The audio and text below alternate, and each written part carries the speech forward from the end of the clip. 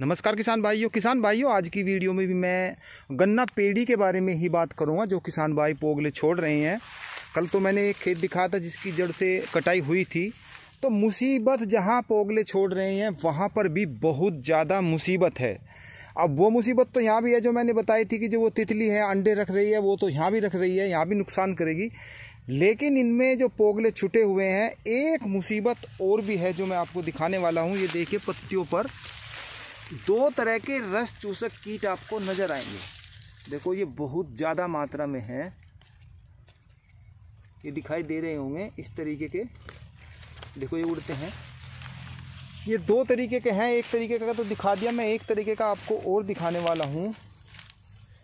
और इनका जो काम है वो पत्तियों का रस चूसने का है। ये आप कह सकते हो कि ये रस चूसक कीट है। इनके बस की वैसा काम तो है नहीं एक भाई ये जो गन्ना है उसके अंदर घुस जाएंगे, वहाँ पर ये अंडे देंगे और ये अंदर से गन्ने को नुकसान पहुँचाएंगे। ये केवल पत्तियों को नुकसान पहुँचाते हैं। ये देखो देखो, पत्ती पर बैठे हैं। और ये समस्या इस साल ज़्यादा आई है। पहली साल भी ये दिखाई दे रही थी, लेकिन इस साल तो बहुत ज़्यादा मात्रा में दिखाई दे रही है। और ये पत्तियों का रस चूसते हैं, और जब पत्तियों का रस चूसेंगे तो वो पीली पीली पड़ेंगी।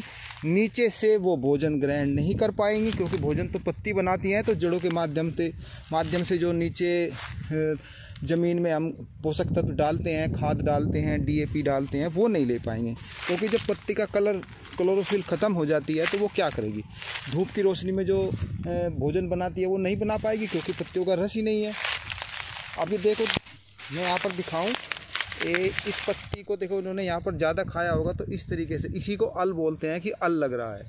और ये देखो, दूसरी प्रकार का कीट भी आ गया है। एक कीट इस तरीके का भी है, ये दिखाई दे रहा होगा, और एक मैंने आपको पहले दिखाया था। तो ये दो तरीके के कीट हैं। अब क्या करें, देखो पत्तियों का मैं आपको दिखा भी दूँ क्या नुकसान पहुँचाते हैं।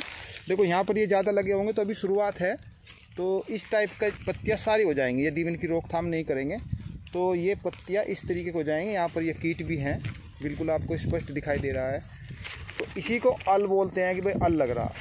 तो ये चीज़ है फिलहाल जहाँ पर पोगले छोड़े हुए हैं। ये देखो देखो कितनी मात्रा में है, ये देखो उड़ के जा रहे हैं, दिखाई दे रही। तो इसका समाधान है, सस्ती दवाई है जो मैं बताने वाला हूँ, और इसमें बहुत ही ज़्यादा कारगर है। क्योंकि ये है रस चूसक कीट, पत्तियों का नुकसान पहुँचाएंगे, पौधे के अंदर ये नहीं घुसते हैं, इसका उससे कोई मतलब नहीं होता है। इस साल ज़्यादा मात्रा में है। इसमें आपको लेना है मोनोक्रोटोफॉस, एक दवाई आती है मोनोक्रोटोफॉस। सस्ती दवाई है, सभी जगह मिल जाती है। ये मैंने आपको टेक्निकल बताया है, किसी भी कंपनी की आप ले सकते हैं। देखो, ये देखिए कितनी बड़ी मात्रा में ये बैठे हुए हैं। तो ये बहुत ज़्यादा नुकसान पहुंचाते हैं पत्तियों का। ये अब रस चूस लेंगे। अब ये मुसीबत अलग अलग साल अलग अलग तरह की मुसीबत आती हैं, तो ये बहुत मुसीबत है। देखो, ये दूसरी तरह का भी कीट मिल गया यहीं पर, और एक ये है।